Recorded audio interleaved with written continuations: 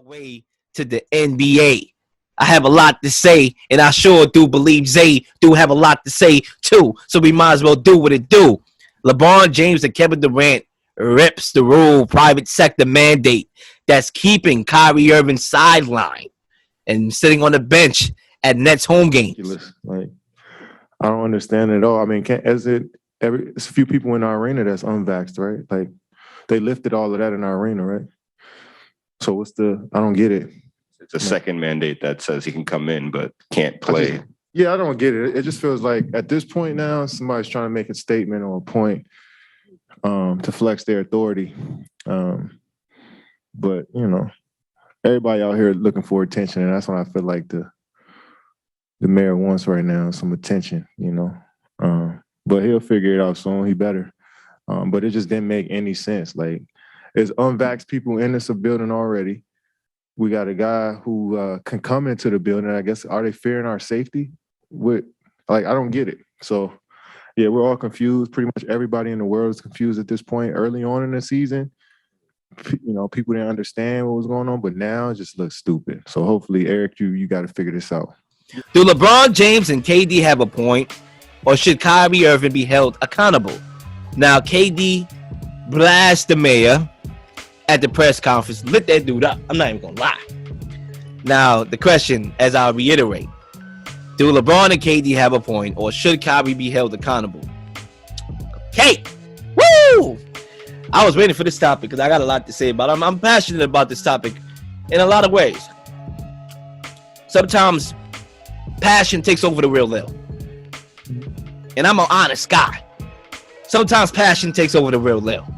I'm not gonna lie. Real Leel is a good human being. Real Leel is a fun guy to be around. Like Kawhi Leonard, I'm a fun guy. I like to play video games. I like to go to the movies. I like to go out to eat. I like to hang out with my few friends that I got. I like to watch football. I like to watch basketball. I like to watch boxing. I watch sports, movies, documentaries. I got nieces. I like to hang out with my nieces and pick them up from school. I'm a fun guy. But sometimes passion takes over the real Leel. And I'm not going to lie. Passion probably going to take me on this topic. I really actually commend KD on the highest of levels for speaking the truth. Not his truth, the truth. And the reason why I say so is because one thing about this country, because KD is right. Let me start off with what KD said. It doesn't make sense that Kyrie Irving is allowed to be in the stadium, sitting on the bench, but he can't play in uniform. That doesn't make sense. That's not logic. Think about it from a logical sense. It's not logic. Yeah, people can say rules are the rules, but it's not logic. Now, the thing about America that I realized the time that I'm living in, at my age of being in my 20s, the prime of my life in America, is that I realized America's not built off logic. America's not a logical country. The people making the most money will not be paying the less taxes. Think about it. The people that's paying the most taxes are the middle class, not the upper class. That's not logic. America's not a logical country anyway.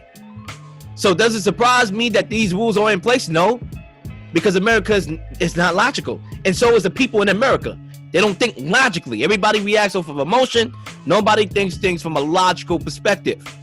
And from a logical perspective, if Kyrie Irving is sitting on the bench, then he should be on the court as well, playing with his teammates. And like KD came out and said, the authority is about authority. Yes, it is. It's always been about authority. If you look around, the NFL changes rules. It changes protocols, literally eliminated the COVID protocol because the COVID rate is going down.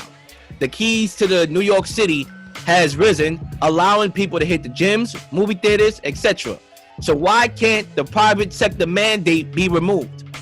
Why? If the cases are down and everybody talking about war now and not talking about the pandemic like they used to because everything is down, why is it that Kyrie Irving can't play, and why is it that the private sector mandate that's keeping Kyrie Irving, because I know the usual is going to say, well, he can't play because the rules say, okay, damn it, no shit, I know what the rules are. Why can't the rules be changed Not only for Kyrie. It's not about a Kyrie. It's got nothing to do with Kyrie, to be honest with you. We have a sports show, so we talking about it from Kyrie's perspective. But from a humanitarian standpoint, it has to do about the people and rights and what makes sense and what's logical. And it's hard, living in logic when everybody else around you and everything around you is not logical.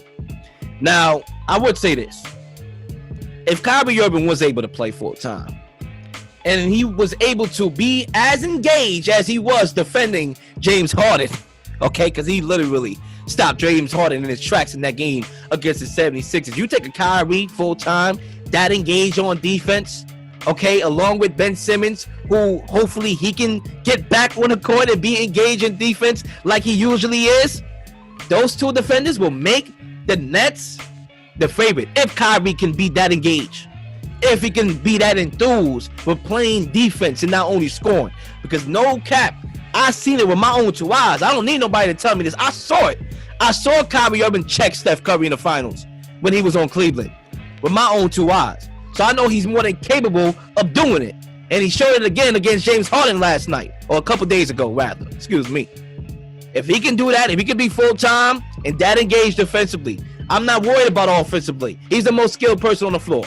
If him and Ben can come back and be that engaged defensively, along with what Kyrie can do offensively, what Ben Simmons can do as a floor general, and being able to cut to the basket, easy lobs, and KD and the floor spaces around him, then this team will be a championship contender. I don't care what seed they are. But unfortunately, what's going to stop the Nets from winning the championship is not Kyrie Irving, it's not Ben Simmons, it's not KD, it's logic. I pass the rock. It was interesting because I was watching I was actually working the game, with Brooklyn Nets versus the Knicks when Kyrie Irving walked on to the into the arena, and all eyes was on him. He made his nice little trot around the arena. The way he was shaking hands, everybody, fans. It was a spectacle for Kyrie Irving, and I think I got to the point where I think Kyrie should be held accountable, and it's gotten to that point because now it's beyond just what's right or wrong, what's rules, what's not rules. It just seems like it's a show for him. Like it is, he wants to be the center of attention in some way because when he walked into the arena, the game was going on.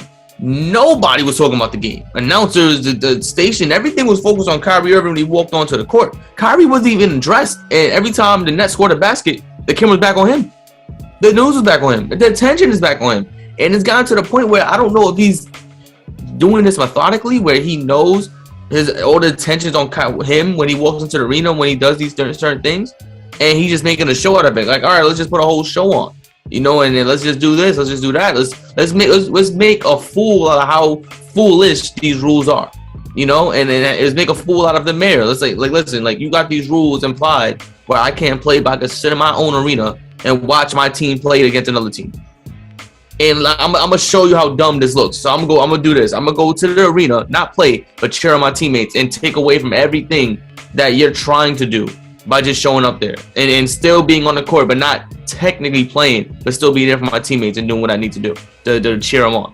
It's getting to the point where it's like, all right, we understand these rules are not fair. They don't make sense. But at the end of the day, they're not changing them either. It don't matter. Adam Silver spoke out about it. Yeah, it doesn't make sense. Kyrie's not playing. LeBron and KD talked about it. They're saying it doesn't make sense. We don't understand how you could sit in your own arena but can't play. It doesn't make sense. But for whatever reason, this is what they're doing. It's an issue. But I think Kyrie needs to be held accountable because that's the only individual who hasn't been held accountable with his own teammates. You're winning games, losing games. You're trying to win a championship. And all these different things, but then you're still making this spectacle about you when you're coming into the arena. You're doing these different things. It's gotten to that point where I was on Kyrie's side for a long time, but then after that last game, I'm like, what was the purpose of you doing that? I can tell you a few things. So let me ask you: you think Kyrie Irving strategically knew that the cameras was going to be on him? Do you think it was a strategic move to show up at the time that he showed up? Because I was watching the game myself. He wasn't there at the start of the game.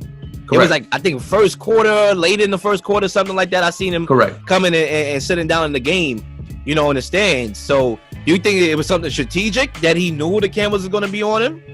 Correct. I think once he walked into the arena during the game, like you said, later in the game, like not later, but like, you know, past the beginning. So it was like end of the first or probably beginning of the second. He knew what he was doing. He's walking in and putting on a show. That's exactly what it looked. It looked like when I don't know if you remember the movie Temptations, when David Ruffin just walked on stage after they got a new lead singer. He just walked on stage and started singing. Like when his part came up, that's exactly where it came. Like it was just a perfect timing somehow. He just walked in, and it wasn't like he walked in. He was graced and glided through the arena. Like everything was fine, you know. And like it's crazy. I think what it was, I do think it was strategic. I'm not gonna lie, but I think it was strategic from another way that you're looking at it from. I think it was strategic to show everybody what's going on. He's producing every time he's willing to play. So it's not about him. It's not about, oh, well, I want to be a heartache for my team, a headache for my team. Because if that was the case, he'll be out of shape. Look at Ben Simmons. You know why his back is broke up? Because he wasn't in shape. He didn't care about basketball. And quite frankly, I question if he does care about basketball. Because clearly, if he was in shape when he got to the Nets, he would have been able to ramp it up. Not just on one-on-one. Maybe he do the one-on-ones and then he's able to ramp it up and be back to drills and then be back on the floor with the team. But clearly he's not ready to do so because he had a bad back. What did Russell Westbrook say? What did he say was the reason for his back issues? Because I'm sitting on the bench and I'm not used to it. That's why he had back issues. It's the same thing with Ben Simmons, except that he was sitting on his couch, not doing nothing. Well, Kyrie Irving, when he was out missing all them games and they called Kyrie Irving and said, all right, we allow you to be a part-time player, he was ready from day one. He was in shape. He didn't have no broke up back. He was ready to do what he do, which is deliver anytime he's on the floor.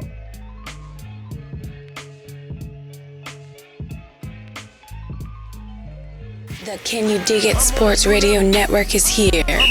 Revolutionize the game of media. Be a dig.